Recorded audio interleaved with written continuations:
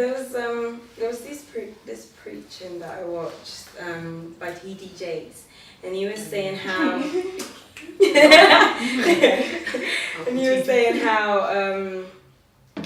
in your inner circle there should be between 1 to 3 people. Would you guys agree with that?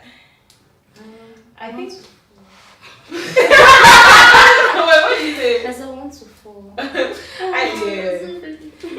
I think it's just like basically because obviously Jesus had his 12 and then now down to 3. So I think he just used 3 because Jesus had it. But I mean, I feel like he's using 3 as a symbol that it should be small, not necessarily 3. It could be 2. It could be 4. It can't be 10. It can't be 8. Okay, I can't say what it can't be. Because if it's double digits, then you have too many inner circles. Like if you have a problem, what you be calling Ajua, Amma. Like I'm so curious. There'll be so many people. You're cancelled. There'll be so many people. Just to add to that, like Jesus. Anyway, like Jesus had his disciples, right? Yeah. But he was only close to a certain few, right. and it's not all of them that were 100% loyal. Even the ones that were even close to him, they weren't 100% loyal. Did Peter not deny Jesus 3 times? Like he's just saying, like, out of the many close friends that you think you have, like, just think about it. It's only like that within your inner circle. There's an inner circle. So it's like, I think maybe that's what he's saying. Yeah. 100%. Exactly. So no, I definitely agree. Like just understanding for yourself who your core people are. Because I remember I was watching a video about friendship and understanding like that friendship basically, like someone was saying that it should be an extension of your family essentially. So you need to think of them the way you think, like the way I think about my sisters and how like I would do anything for them. I had to think in that moment, like she told us to pause it, like think who are those friends, and I had to list down. Obviously these guys were there and so like for real, like so then you like when you think about it, like in terms of the importance placed on friendship, like how like I had to really deeply like what God says about it and look at like examples. For example, David and Jonathan, not related by blood, but the way they would ride for each other, like, they would die for each other. They love each other so much. So it's like, okay, I need to understand for myself who these core people are, and I need to cherish it. I need to make sure that they're not just my core people, but I can also be like a friend, because I know that it's very important to also be that friend and be that good person to your friend. Like and make yourself like better yourself each time and see where you went wrong in situations to make sure that the friendship stays strong. They mean your core.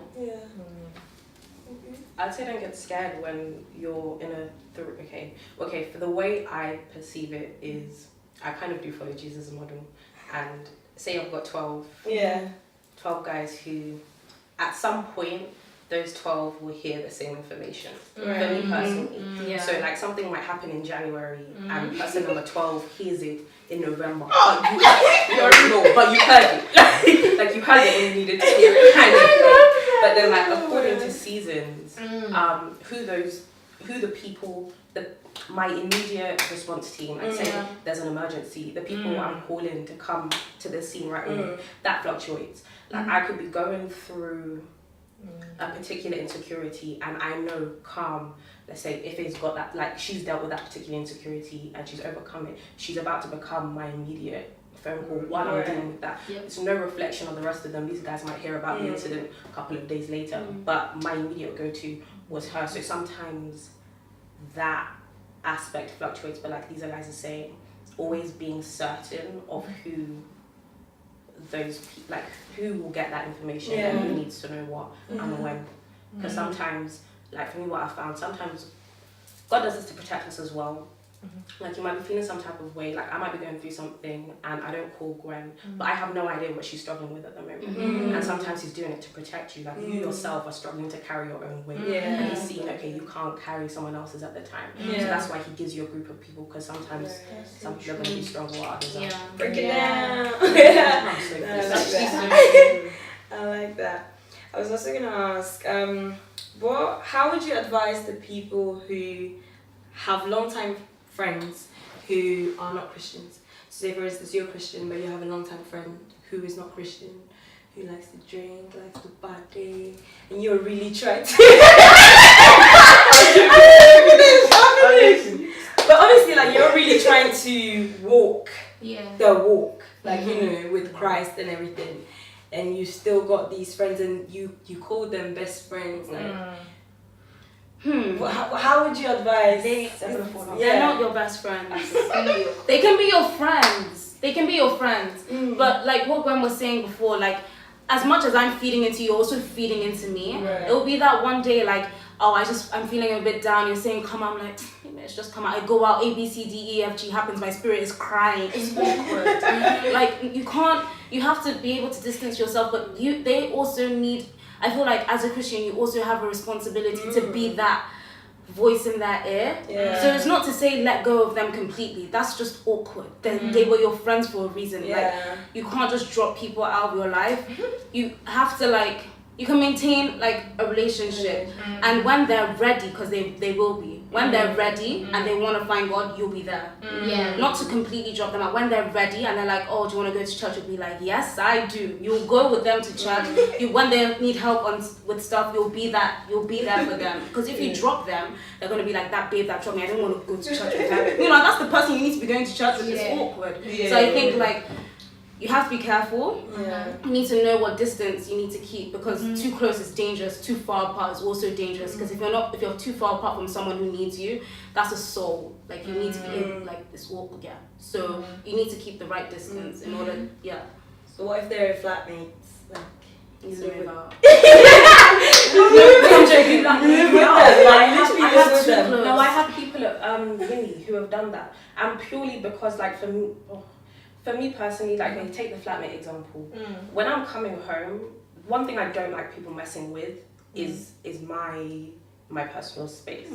I can take a lot of things, but if you just happen to make it into what I consider to be my, it just I know how to explain it. So it's so important. Like that's why at uni, like when first years and second years were coming in and they were trying to choose who to live with, it's one of the most important decisions you will ever make. Because when you're coming home, like for me, second year, I grew a lot with God, and it would be days that I would wake up. Bearing in mind, I was don't judge me, you people on the internet. I was a big Eminem fan. I was a big One Direction fan.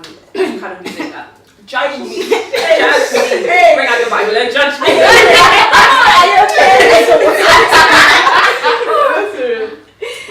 But that would be the kind of thing I would wake up and that was playing. Do you know how awkward it is to try and play Eminem when your friend next door is singing Hallelujah?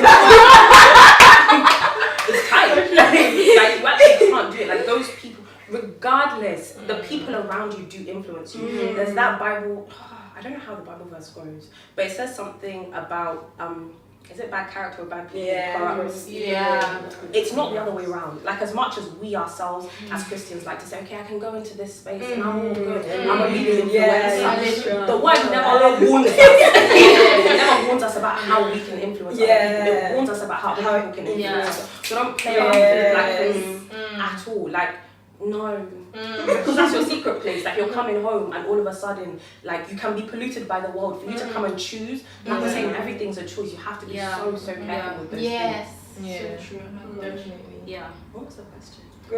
You said what? tipsy wings that no, like flatmate that what? It's if you already have friends, you're trying to walk the walk, and you already have really close friends that you've grown with, like you guys have grown with each other.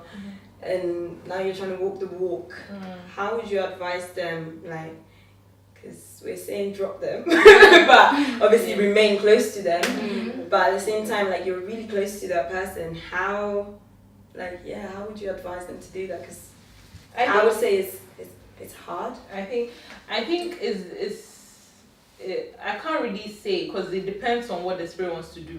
Because it may be that the Spirit wants you to go to them and tell them, okay, like, obviously the Spirit will give you the courage, but the Spirit wants you to go to them, tell them that this is how it is. I think because of my new relationship with God is going to create a distance in our friendship. If that's what the Spirit wants you to do. Alternatively, the Spirit may just make it automatically happen. Whereby, like, they'll be like, let's go to the club. You'll be like, oh, no, babes. Let's go to the club second time. You'll be like, no, babes. Third time, you're not invited. Like, you guys start to separate. And sometimes it's it's a spiritual separation that God is doing, but you don't understand it. Yeah, so sometimes the Spirit does its own thing, but you have to consult it. How like he or she wants you to go about it. And that will really determine it. But there's two options that I'm aware of. There may be other or a mixture. I'd say, sorry. No, go. Something to be aware of. It like this question becomes dependent on how seriously you intend to take your walk. If you're willing to dibble and dabble in both, then those friends will probably lukewarm. Yeah, they'll hang around. Like you won't see a difference. But like I think everybody who takes their walk seriously will always have a period where they go into isolation with God. I don't know how he does it, but everyone's is always different. But some like you'll look back and there'll be a period where you'll say, wow, I decided to take it seriously and things just started dropping. Like, I've never met a Christian who hasn't had that. So like when saying like in that time you consult with him, but it's whether you're turning around and saying I'm all in, or I'm all out. And sometimes I think something we're not warned about as Christians is when you're saying you're all in, it's with the strength to know that you can be all in and alone. Like all in and it's just you and God. And in a year or two if you're okay with that, can you be okay with that, do you think? You have to like Sometimes. it's never permanent or whatever. And I think it depends how you're seeking that relationship with God, but how close are you? Because the Holy Spirit is generally always with us. We are never alone. Like if he's telling us, oh, bad situations can be happening, but you can still be joyful. This is not someone who's going to allow you to have no friends and feel sad. Some people can sit on their own and laugh as if they're with 10 people talking you. Like, so it's allowing him to actually be your comforter in those times and allowing yourself to have the opportunity to grieve and being okay with the fact that, hey, these people might talk about me or these people might...